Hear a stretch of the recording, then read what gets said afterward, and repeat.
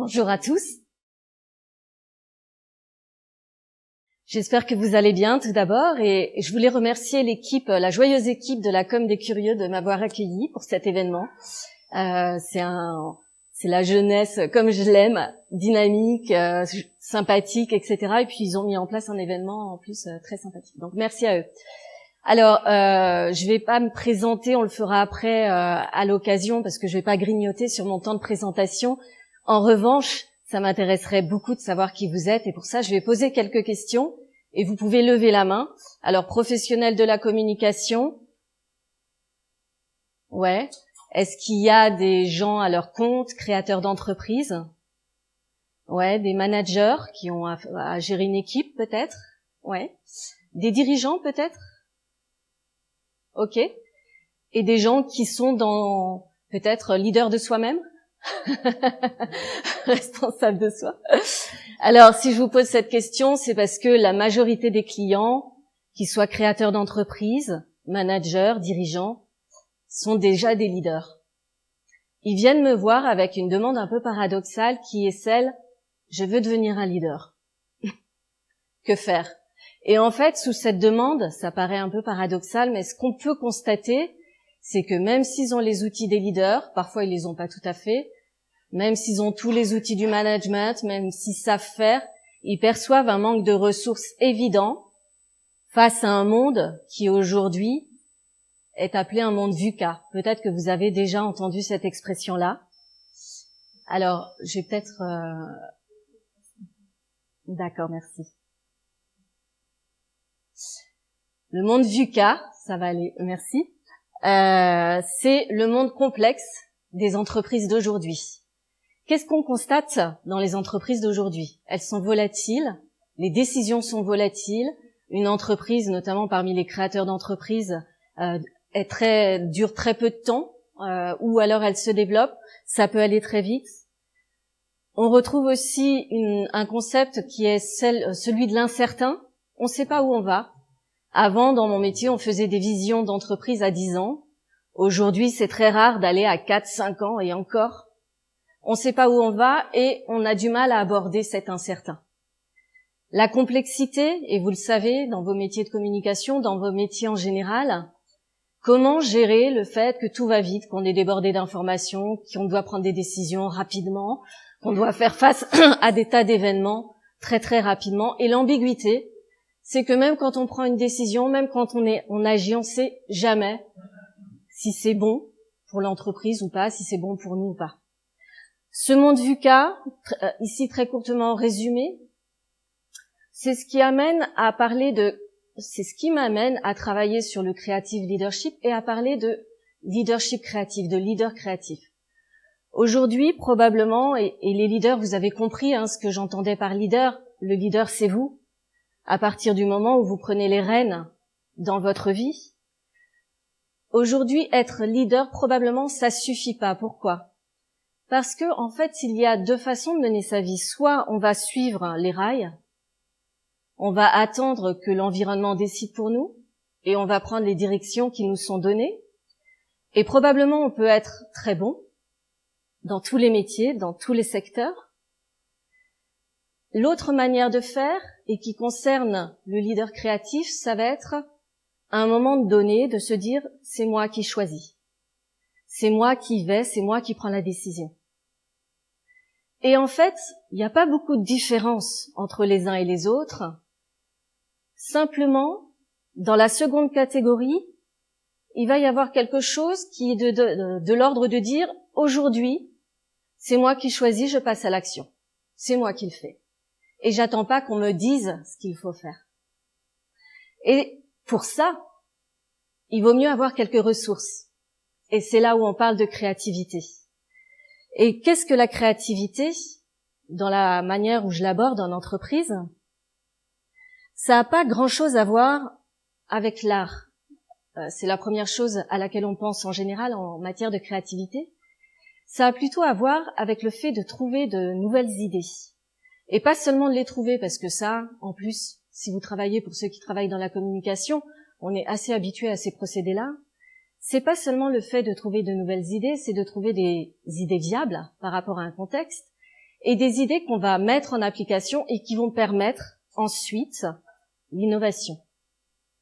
Donc, des idées qui vont permettre finalement de faire des progrès dans tous les champs de métiers auxquels vous êtes concernés.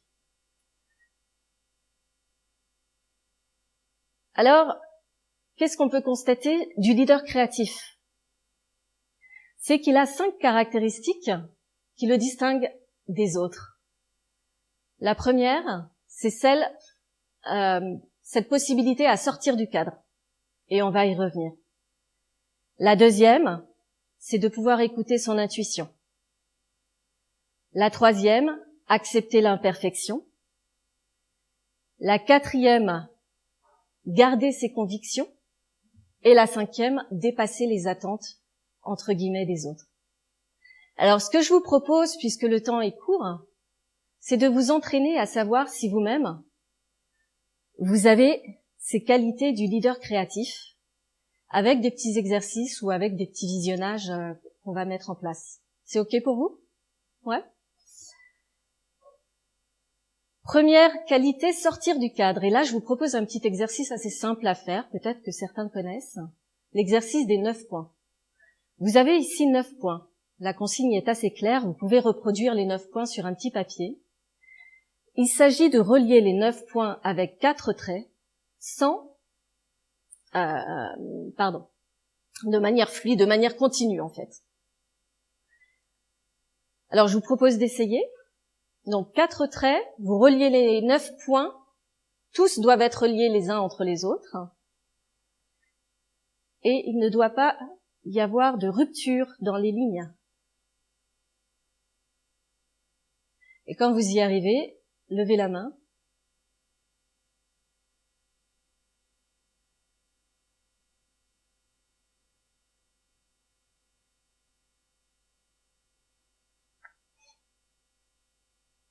Ouais, c'est bon? Non? Ça sèche? 4 lignes en continu.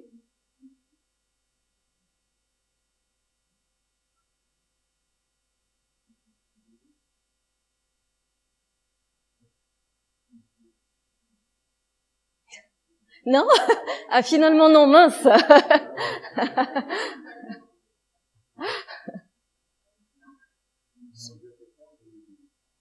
Ça s'oublie vite, c'est vrai, en plus. Ok, je vais pas vous laisser plus longtemps, je vais vous donner la solution.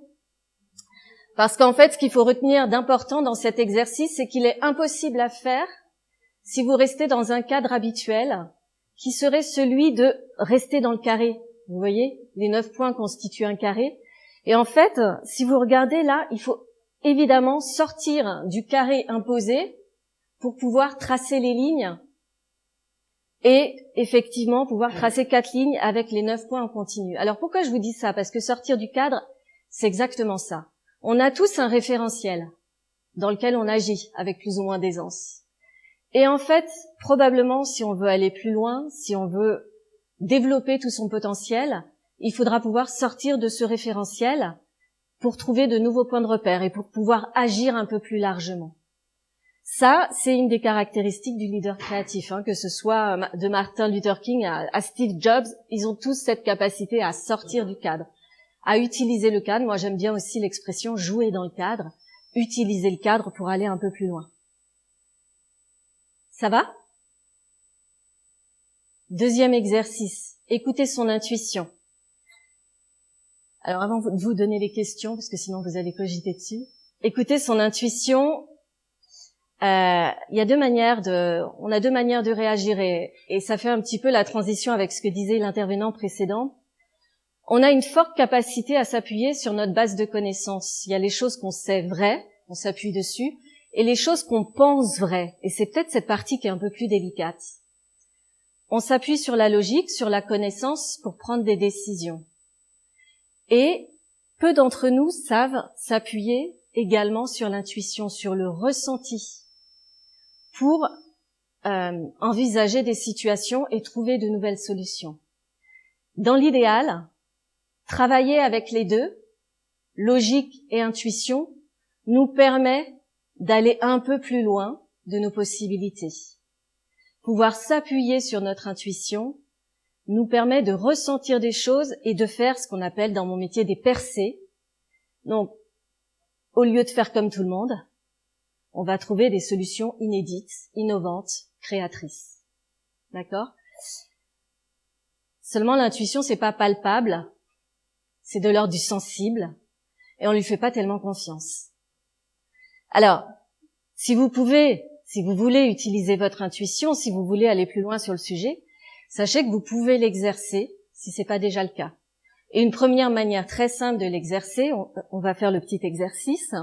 Vous allez vous mettre 2 par 2, un en face de l'autre, de préférence avec des gens que vous connaissez pas. D'accord ? Donc, choisissez votre moitié. Et vous allez jouer à devine qui je suis. Ça fait un peu enfantin, mais on aime bien. Devine qui je suis. Et vous allez essayer de deviner d'où vient votre interlocuteur, comme ça, juste en le voyant. Vous ne savez pas qui il est, d'où il vient, quel est son métier et quel est son passe-temps. Essayez d'écouter vos ressentis par rapport à votre interlocuteur et vous pouvez le faire l'un pour l'autre, échanger l'un pour l'autre et voir ce qui se passe. Donc je vous propose de le faire tout de suite. En tout cas, vous voyez, comme ça amène la communication aussi.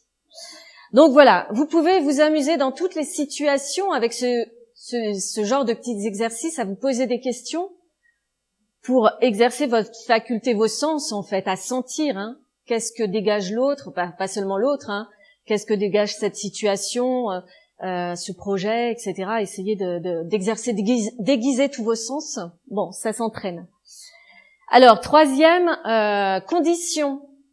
Évidemment, si on veut être créatif, il y a quelque chose qui va directement faire obstacle à la créativité, c'est la perfection. Si vous êtes quelqu'un de perfectionniste, il y en a dans la salle qui se sentent perfectionnistes. Ah, pas trop, tiens. Pas trop, ouais, quand même là-bas. Accepter l'imperfection, ça veut dire être capable de finalement faire vite, de bouger vite, de renoncer à faire tout méticuleusement, parce que pendant que vous faites tout méticuleusement, il y a quelqu'un d'autre qui prend de l'avance et qui va plus vite que vous et qui va le faire. Alors, c'est pas pour dire de bâcler, évidemment, c'est pas le sujet, mais en fait, pour être créatif, et surtout quand une idée n'est pas originale, quand le projet n'est pas si important que ça, quand il y a d'autres priorités, etc., il faut savoir faire preuve de lâcher prise. D'accord ? Et souvent, ce à quoi on se heurte à l'intérieur de nous-mêmes, c'est ce truc, t'as pas fini, t'as pas fait assez bien, t'as pas fait assez beau, t'as pas fait... voilà. Et alors, ça aussi, ça s'exerce pour ceux qui sont les plus perfectionnistes d'entre vous. On peut apprendre à lâcher prise et à aller plus vite. Et alors, un exercice qui paraît ne pas avoir de rapport, mais qu'on va quand même faire, alors peut-être avec d'autres personnes et assez rapidement.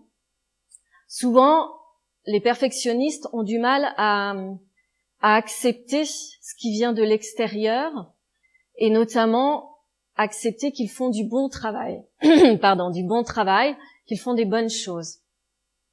Et alors, s'exercer à lâcher, c'est aussi s'exercer à la critique envers nous-mêmes.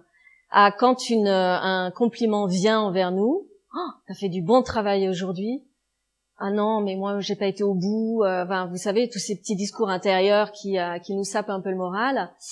Eh bien, c'est de les lâcher pour simplement dire merci et pouvoir être reconnu dans son professionnalisme. D'accord ? Alors, ce que je vous propose, vous connaissez pas, changer de partenaire, eh bien, c'est de vous faire un compliment. Alors, ça va être assez drôle parce que vous connaissez pas, mais probablement vous vous inspirez quelque chose. Donc là, on exerce à la fois l'intuition et essayer de sortir quelque chose de sincère. Un compliment, ça peut être très simple. Je trouve votre coiffure magnifique. Portez une jolie blouse. Enfin, vous êtes créatif. Faites-vous un compliment et peut-être exercez-vous juste à dire merci avec sincérité. D'accord ? Donc je vous laisse faire. Alors c'est vrai que si vous êtes critique envers vous-même, vous pouvez aussi vous faire des compliments à vous-même. Ça coûte rien et on n'a pas l'habitude de s'en faire, mais vous pouvez aussi vous féliciter. Dans mon jargon, on appelle ça célébrer. Et c'est quelque chose qui aide aussi à lâcher prise. C'est reconnaître juste le travail qu'on a effectué. Et ça aide à aller plus loin que ses capacités. Alors, 4e point pour être créatif, garder ses convictions. Et pourquoi je vous dis ça? Parce que souvent, tout seul, c'est très facile de garder ses convictions. On n'a pas d'environnement qui nous influence, personne autour qui nous dit quoi faire. Et puis surtout, si on a un problème, on va avoir tendance à d'abord chercher la solution et on va éviter la facilité d'aller voir quelqu'un d'autre pour trouver des solutions à l'extérieur. Ce qui fait que finalement, on reproduit des solutions qui sont pas forcément adaptées. Garder ses convictions, c'est être capable de se centrer sur soi et sur ses propres ressources. Et c'est un processus qui est pas évident dès qu'on est en groupe, en fait. Et pour l'illustrer, je vais vous montrer une petite vidéo parce que ce qui se passe quand on est en groupe, c'est qu'on a tendance à être influencé par le groupe. Et vous allez voir une petite expérience qui a été menée. J'espère qu'on va bien voir la vidéo. Et qui est assez significatif sur le sujet et sur notre manière d'agir, tous autant qu'on soit, en groupe. Donc je vais la déclencher. Voilà, donc ça je vais couper. Vous avez vu ce qui se passe? Donc ça paraît un petit peu ridicule vu comme ça de se lever sur un bip. En fait, le groupe influence le comportement et par désirabilité, par désir d'appartenance au groupe, on va évidemment suivre le comportement du groupe. C'est pour ça qu'il est difficile de garder ses convictions et cette capacité qu'ont les leaders créatifs à garder ce qui paraît le plus loin du groupe, en fait, dans ses décisions et dans la mise en place de nouvelles idées, va lui permettre d'aller plus loin, évidemment, que l'ensemble, de se démarquer de l'ensemble. Ça va? Dernier point, dépasser les attentes. Alors, sur ce sujet de dépasser les attentes en entreprise, qu'est-ce qui se passe? On fait souvent ce qu'on attend de nous. On est engagé pour une mission, on est engagé pour un poste, on est engagé pour faire quelque chose, et en général, on va s'y tenir.